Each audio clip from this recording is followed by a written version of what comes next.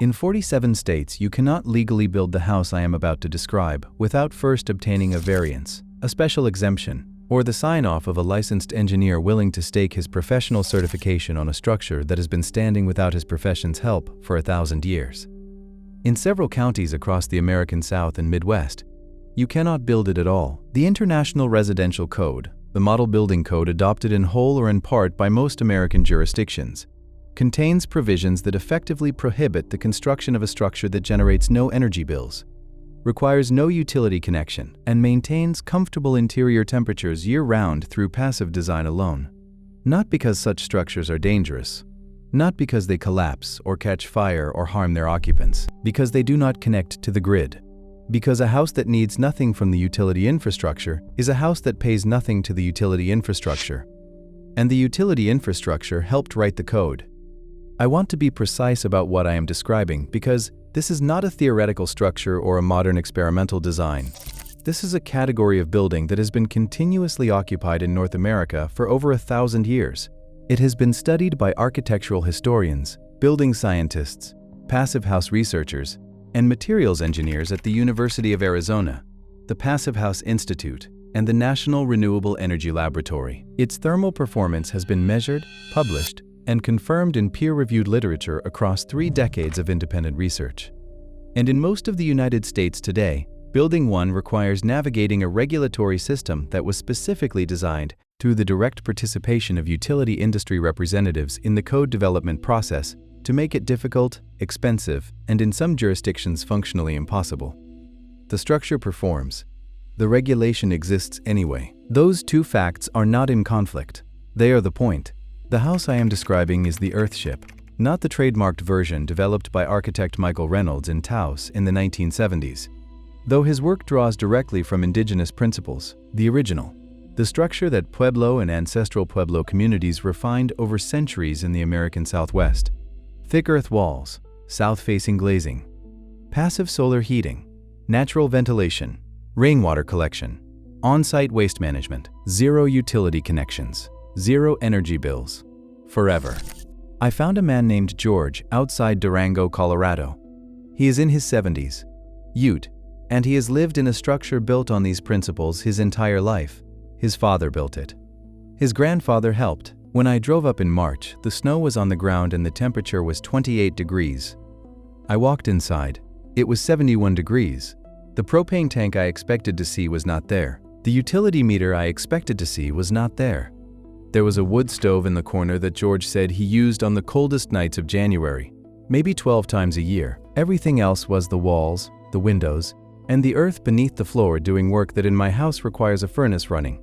5 months a year and a utility bill that has never come in under $180 in February.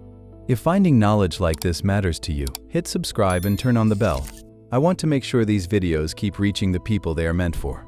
Now let me show you what George showed me. The American utility industry generates $450 billion in annual revenue. Electric utilities alone account for $430 billion of that, according to the Energy Information Administration's 2023 industry data. Every dollar of that revenue requires a connected customer paying a monthly bill. A house that generates its own heat from the sun, collects its own water from the sky, and manages its own waste on site is not a connected customer. It is a revenue gap. And the organizations that represent utility companies, the Edison Electric Institute, the American Gas Association, and the National Rural Electric Cooperative Association, all hold formal or informal participation in the International Code Council, the body that writes the building code adopted by most American jurisdictions. Their participation in that process is public record. The ICC publishes its committee memberships and public comment records. The code provisions that make off-grid passive construction difficult. The mechanical system requirements, the utility service stub requirements, the alternative compliance documentation burdens are not accidental features of a code written in good faith to protect public safety. They are the predictable output of a code development process in which the people who benefit most from your utility connection have the loudest voices in the room, where the rules about utility connections are written. Let me take you through the complete system, exactly as George lives it, and exactly as the physics explains why it works. The first element is thermal mass and passive solar. George's walls are rammed earth, 24 inches thick, faced with a dark plaster exterior that absorbs solar radiation and a light plaster interior that reflects the stored heat back into the living space. The south face of the house is glazed across most of its width. Floor-to-ceiling windows that in most American homes would be considered a heating liability are here the heating system. They face south at a precise angle calculated from the latitude of the site to admit low winter sun across the full floor area, while the roof overhang, dimensioned to the same solar geometry, blocks the high summer sun from entering at all. In winter, sunlight enters freely and strikes the thermal mass floor, a polished concrete slab over packed earth. In summer, the overhang blocks direct sun and the thermal mass floor stays cool, its temperature moderated by its connection to the ground beneath it.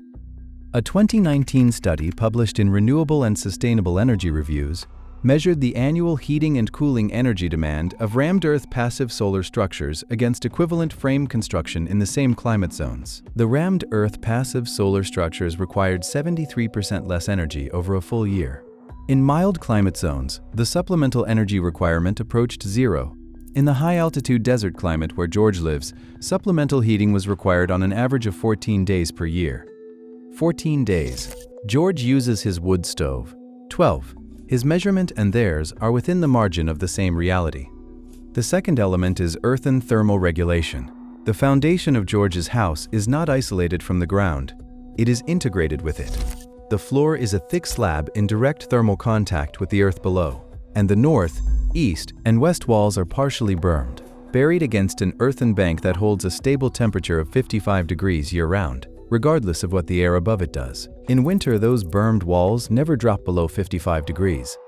The house is not fighting a -10-degree exterior wall on three sides. It is leaning against a 55-degree one. The energy required to maintain interior comfort is a fraction of what an isolated above-grade structure demands. The south wall, the only fully exposed wall, faces the sun and collects energy through the glazing all day. The structure is net positive in thermal terms on most winter days. It collects more energy than it loses. The third element is natural ventilation through the thermal chimney effect. George's house has operable vents near the ceiling on the south wall and operable low vents on the north wall near the floor. On summer days when passive cooling is needed, opening both sets creates a convective loop. Hot air near the ceiling exits through the high south vents. Cool air enters through the low north vents, flows across the floor, picks up warmth from the thermal mass, rises and exits. The house breathes. No fan, no compressor, no electricity. The temperature differential between the floor and the ceiling drives the air movement. On the days George told me are the hottest of his Colorado summer, the interior temperature stays between 72 and 76 degrees, while outside reaches 95. Without air conditioning, without a utility connection. A thermal chimney analysis of traditional Pueblo structures at Mesa Verde was published in the journal Building and Environment in 2017. The researchers found evidence of deliberate ventilation shaft design in structures dating to approximately 900 AD. The shaft geometries, vent positioning, and orientation patterns were consistent with intentional thermal chimney design rather than accidental ventilation. The Pueblo builders were engineering passive cooling into their structures over 1,000 years before the first window air conditioning unit was manufactured. The fourth element is water. George's roof is angled to collect rainwater into a cistern below the foundation. The cistern is rock-lined, naturally filtered through a gravel and sand substrate, and connected to the house by gravity feed. He has not paid a water bill in 40 years. The water that falls on his roof is his. In most American jurisdictions, collecting the water that falls on your own roof is either heavily regulated or outright illegal. Colorado, where George lives, passed the Colorado Rainwater Collection Act in 2016, allowing residential collection of up to 110 gallons. Before 2016, what George was doing was technically illegal under state water law. The water that landed on his roof in a rainstorm was not legally his. It belonged to downstream water rights holders, a legal framework developed in the 19th century to protect the interests of agricultural irrigation operations and later used to prevent residential off-grid water independence at any meaningful scale. Water law and building code together create the complete regulatory perimeter around the kind of structure George lives in. The building code requires utility connections. The water law restricts rainwater collection. Zoning ordinances in most residential zones prohibit on-site waste management systems within city limits or within a certain distance of neighboring properties. Each layer of regulation was developed in a process that included the participation of the industries that benefit from your dependence on centralized infrastructure. None of it was developed with the input of the communities who had already solved the problems those industries were created to solve. The Pueblo builders were collecting rainwater from angled roof surfaces into underground cisterns at Chaco Canyon in 900 AD. The aquifer management systems they developed to distribute that water across the canyon have been studied by hydrological engineers at the University of New Mexico, who described them in a 2013 paper as more sophisticated than the water management infrastructure of most American cities of equivalent population today. That knowledge was not consulted when the water law was written. It was not consulted when the building code was written. The communities that held it were not at those tables. Now here is what the code actually says and what you can actually do within it. The International Residential Code section R301 requires that new residential structures meet structural, fire, and energy provisions. The energy provisions, section N1101 and following, require compliance with the International Energy Conservation Code, which mandates minimum insulation values, mechanical system requirements, and in most adoptions, connection to an approved utility service or the installation of an approved alternative energy system. The key word is approved. Off-grid passive structures can be approved under the alternative compliance path if the owner can demonstrate through energy modeling that the structure meets the performance threshold of the prescriptive path. That demonstration requires a licensed energy consultant, third-party modeling software, and in most jurisdictions, a peer review by a second licensed professional. The cost of that compliance pathway runs between $3,000 and $8,000 in professional fees before a single shovel hits the ground. Michael Reynolds, the architect who developed the modern earthship design in Taos in the 1970s, drawing directly on Pueblo passive building principles, spent 20 years fighting the New Mexico Construction Industries Division over building permits for his structures. In 1997, New Mexico revoked his architectural license over code compliance disputes related to earthship construction. The structures he built continued to stand. They continued to maintain comfortable interior temperatures without utility connections. The regulatory system could revoke his license. It could not revoke the physics. In 2007, after sustained public and legislative pressure, New Mexico passed the Sustainable Building Tax Credit and created a permitting pathway specifically for earthship and passive earth construction. It was the first state in the country to do so.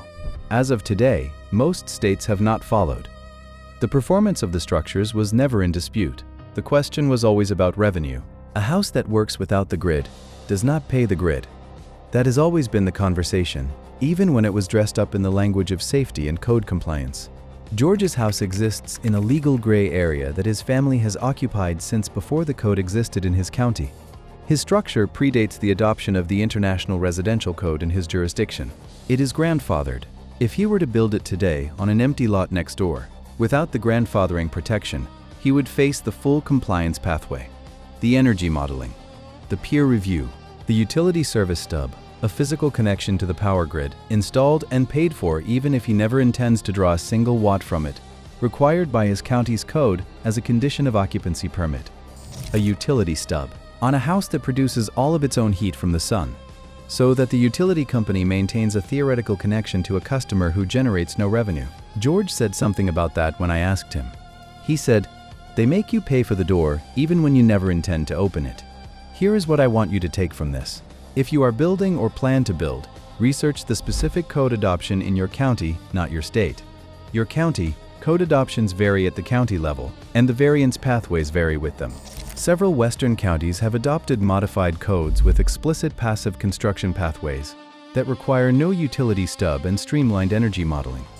New Mexico, Arizona, and parts of Colorado have the most permissive frameworks. If you are in those regions, and this kind of structure interests you, the barrier is lower than it is anywhere else in the country. If you are in a state with a restrictive adoption, the most accessible path is the room-level retrofit I have described in previous videos. Interior thermal mass panels, Trome wall glazing, south-facing window additions. These modifications do not require permits in most jurisdictions, do not trigger utility compliance review, and collectively move a room or a house significantly toward the passive performance of the structure George lives in.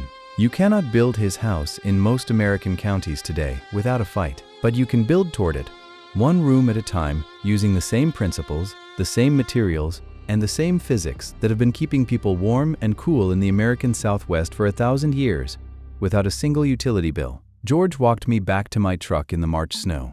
The temperature had dropped 2 degrees since I arrived.